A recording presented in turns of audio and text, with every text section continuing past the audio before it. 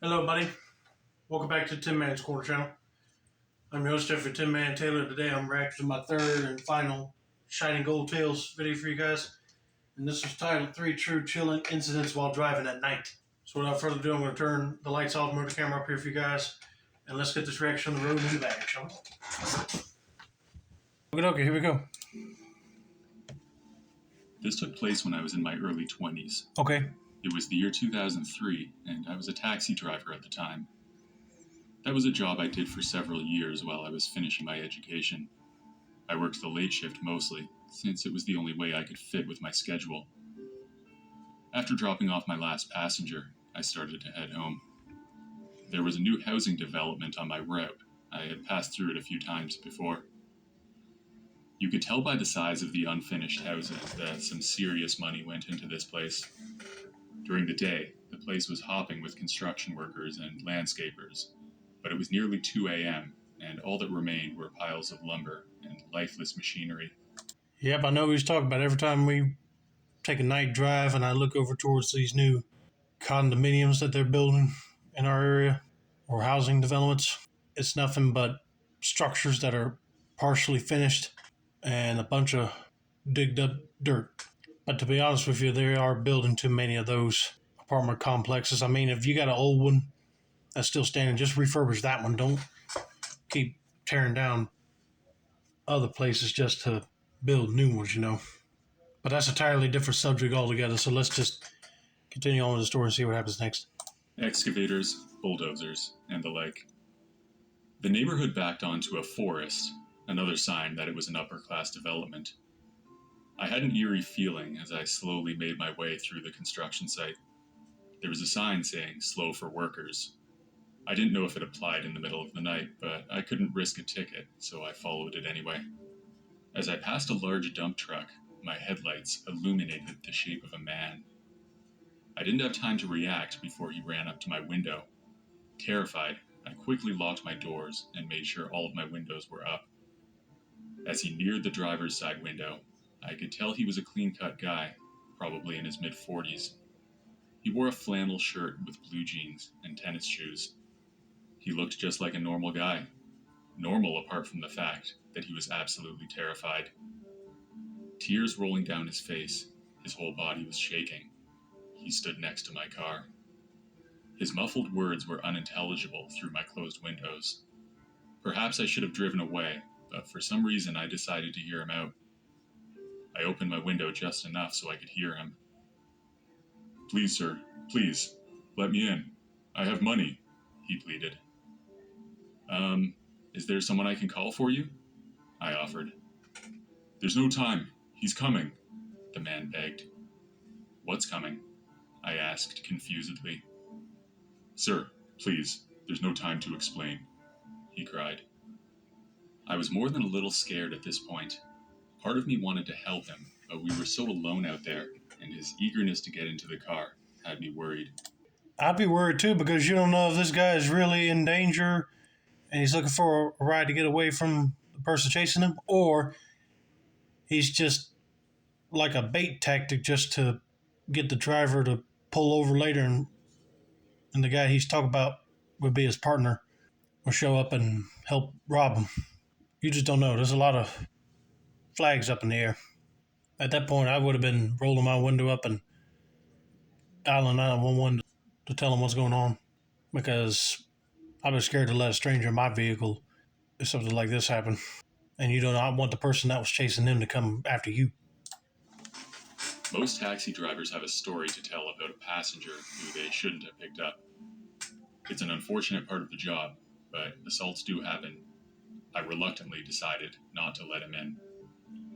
"Hold on, I'll call the police for you," I told him. "No, there's no time. Please." As I drove away, I could hear him shouting "please" while he ran after my car. My heart was divided as I listened to him cry. I drove straight to the police station and told them what happened. They told me to go home and that they would send someone to look for him. I did what they said. After a sleepless night, I called the police station to check if he was found. They told me that they sent 2 patrol cars to the spot where I saw him, but nothing was found. I was somewhat relieved, hoping that either he found another ride or perhaps my suspicions were right and he had bad intentions. A few days later, I was watching the news. There was a report of a body found in the forest near the spot where I met the man. They showed a picture of the victim, and it was him, the man who had begged for my help that night. The reporter said the cause of death was an animal attack, but I don't believe it. There were no animals in that forest larger than a raccoon. Also, I distinctly remember the man saying, "He's chasing me." If it were an animal, he would have said that. It was difficult for me to deal with the guilt I felt for turning my back on a person in need. I do believe that a lot of people would be sympathetic to the decision I made that night, but it's still hard. So many questions remain unanswered, though. Who was he running from? Why was he being chased? And most terrifying of all, whatever it was, is it still out there? Yeah, I know you feel bad too, but if you didn't trust him, I wouldn't get him in the car either. But man, he was telling the truth, and now he's dead because someone chasing after him was coming, and they got him. He was probably running away from a thug that was trying to rob him, or he owed somebody money and they wanted to finish him off. But I cannot believe that a reporter said it was an animal attack. I mean, are you kidding me? But man, I'm sorry that taxi driver had to go through that night. I know he feels guilty for not picking him up, but there's nothing you can do now. Out there? This is a true story of mine that took place back in September 2020. I was on a trip to Germany where most of my family and friends live, aside from those who are in the state of California. Not to flex, but my family is extremely rich. I mean, way richer than I'm able to portray. In fact, my uncle is a billionaire as of this date. Therefore, I had my own personal supercar, which was a 2020 Lamborghini Aventador SV in Germany. I have my own back in the US too. My cousins, who also had a ghastly amount of money, were in Germany at that time as well. We decided to take a stroll on the German Autobahn with our supercars. For those of you who don't know, the Autobahn is a highway in Germany with no speed limit. The cruise consisted of me and my cousins David, Luke, and Werner. Man, I wish we had that back over here in the United States because we could drive our cars any speed that we want to instead of having a speed limit sign popping out of nowhere. But then if we did, people would be having a lot of accidents happen on the road because some of them go way too fast and then they bump into another car that was trying to go at a steady speed. But man, that sounds cool that they're able to afford them supercars. But to be honest with you, if I was a millionaire, I'm not buying no car like that. That's too sporty for me. I'd rather go for a nice truck or SUV. But anyway, I keep on rambling on here, so let's just continue with the story, see what happens next. David had a Ferrari SF90, Luke was going to take his Porsche 918, and Werner was in his McLaren 720S. We began our ride at 8 p.m. Before we knew it, we were going just north of 260 kilometers per hour. I was having fun when I noticed something was wrong with David, and he was missing from the team. I looked around to make sure I wasn't mistaken, but to my horror, I wasn't. David was actually missing. I called my other cousins and told them to pull over. When I told them what happened, they were just as perplexed and horrified as I was, because there's no way David could have gone missing abruptly at 250 kilometers per hour. I tried calling him, but he wasn't picking up. We did something next that we could probably get a ticket for. We turned our cars around and went the opposite direction on the road in order to look for David. When we got to the part of the road where David had last been seen, we decided to park our cars and go look for him in the woods next to the long Autobahn. Not even 3 minutes later, I could hear cries for help. It was David's voice. We ran in the direction where the voice was coming from, only to realize something that to this day makes my skin turn cold. Every time we ran, the cries for help would be the same distance away, like David, or whatever was pretending to be David, was moving away from us while crying for help. We started panicking and crying in frustration. We looked and looked, but couldn't find him. With tears in our eyes, we called Luke's parents, who were just as terror-stricken as we were. They called the police for us, and we waited until they arrived. A huge search party was organized. It went on for 3 days until David's Ferrari was found. What was peculiar, though, was the fact that the car showed no sign of being part of an incident, meaning it was completely fine. Not a scratch on it to be found, and nothing was missing from inside. How's that possible? Because if he was forced to get out of his car and was kidnapped, then you would have thought that somebody would have been grabbing some of his other belongings too. But nope, they left everything intact. But it makes you wonder, why would somebody kidnap him? Probably found out his family's wealthy and wanted to hold him for ransom. I bet you that's probably the case here, but I don't know for sure. But I'm still kind of astonished that the other cousins did not even notice that he was not behind them while they were on the road. Except David. The search party continued, but to no avail, for a solid year. This caused the case to be shut down, because no one could make out how this could happen, except if it were a glitch in the Matrix or something. It's 2022, and I still miss and cry for my dear cousin. His car has been returned to us, and I drive it around sometimes. I still hope for some reason that he's okay, or at least alive, and can be found. This incident has chilled every bone in my body. As unbelievable as it sounds, it is true, yet extremely puzzling. Yeah, puzzling indeed. But it makes you wonder about what he said about hearing his voice in the woods, but he kept getting further away. He probably was grabbed by somebody out of his car and started taking him through the woods. And he figured he could start screaming if the guy ain't covering his hand. They can hear him. But I don't know why, but I got a feeling that guy probably murdered him. But man, I hope he is alive still and is found by the police. But it'll be disturbing to hear on the news that they found his remains. But you never give up hope, though. You might find a sign he's still alive somewhere. And hopefully he'll come back to you guys. But I'm so sorry that these cousins had to go through that night.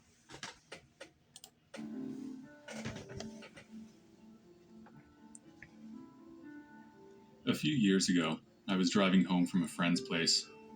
I lived out in the country, so I would often drive to town to hang out with friends. I don't remember exactly what we were doing this evening, but we would often go bowling, see a movie, or just grab an ice cream and hang out in the park. I do remember, however, that we'd lost track of time, and it was after midnight by the time I started to drive home. My house was about 5 miles from the highway. That's 5 miles of unlit dirt roads, so at night it can be a little spooky. It is amazing how dark it actually gets. So dark that you can't see your hand in front of your face if the lights go out. Because of that, I always take this drive slowly in the dark because you can only see about 15 or 20 feet ahead. Therefore, if you need to stop for a deer or avoid a pothole, it helps to have that extra time. Not a lot of people live out there. That's why I was surprised to see a man walking along the side of the road. I was about half a mile from the highway at that point. My headlights illuminated his body as he stood there waving at me with a friendly smile on his face. He was a larger man, tall and burly with a mustache and old baseball hat. If I had to guess, I'd say he was in his late 30s.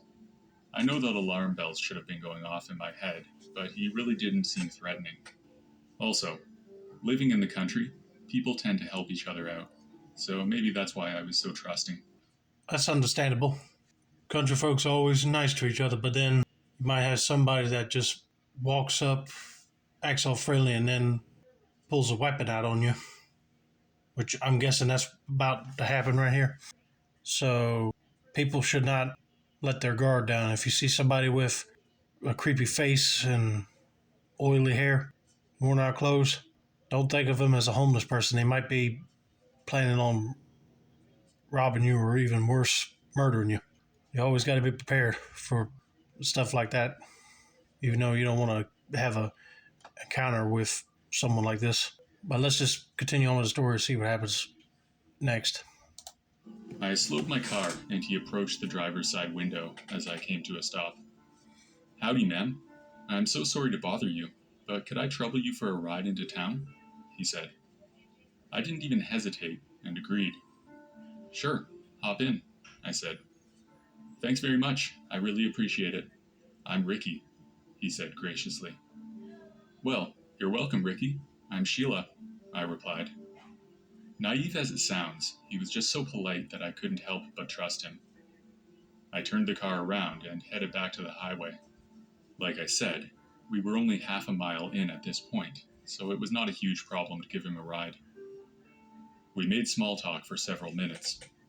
His calm demeanor made me feel at ease, even though I was alone in a car with a stranger. After not more than 10 minutes, however, he said, I'm terribly sorry to have to do this, ma'am, but I'm going to need to take your car. I had to pause to take in what I was hearing. What are you talking about? I pleaded. Like I said, I need to take the car. Let's not make this difficult, he said. I sat there, stunned in disbelief. I was about to give him a piece of my mind when he pulled out a handgun and pointed it right at me. My heart nearly stopped when I looked at him. A look of sorrow was on his face, like he genuinely felt bad for what he was doing. I brought the car to a stop and got out. Ricky took the driver's seat and looked at me. One more thing, ma'am. I'm going to need your phone. I can't have you calling the police on me, he explained. I didn't say a word, just handed him my phone, my whole body shaking. For what it's worth, I am sorry, he said before driving away into the night. I walked for about half an hour before I managed to flag down a police car. I told him what happened as we drove to the police station to file a report. The officer told me that my description matched that of a man who was wanted for several armed robberies in this and other surrounding towns. It was like he was waiting for somebody to pass by on the road so he could take advantage of their goodwill. I was that unlucky person. It really messed with my mind to have such a polite and friendly person turn on me in the blink of an eye. I've always been someone who tries to help others, but this has made me question my entire worldview. Why should I put myself at risk for someone who may mean to do me harm? That's a decision we all need to make for ourselves. I don't want to give up on the world or anything. It's just something to think about. Stay safe out there, and watch out for each other. You see, this is why I have real high trust issues with picking up hitchhikers, because you never know if they will pull a stunt like that. Act all friendly, and all of a sudden they said, I'm going to need your car and your phone. That ain't happening for me. If they pull a gun on me, like, now look, you need to be thinking about your life, because if you kill somebody during the robbery, I mean, that's automatic life in prison. But thank God a police officer just so happened to be in that area when she gave up her car to this crazy dude, and he was able to identify that as a man that was wanted for armed robberies across not only that town that she was in, but other areas as well. So hopefully they will get her car and phone back. But anyway, trust your instincts. If people come across as dangerous people, even though they look innocent while hitchhiking, don't pick them up. But anyway, I hope you guys enjoyed this video. Don't forget to like, subscribe, turn on post notifications for more Shining Gold Tales reactions like this. This has been another successful song on the Tin Man's Core channel. I'm your host, Jeffrey Tin Man Taylor, and I said that's a wrap, and that's it, guys.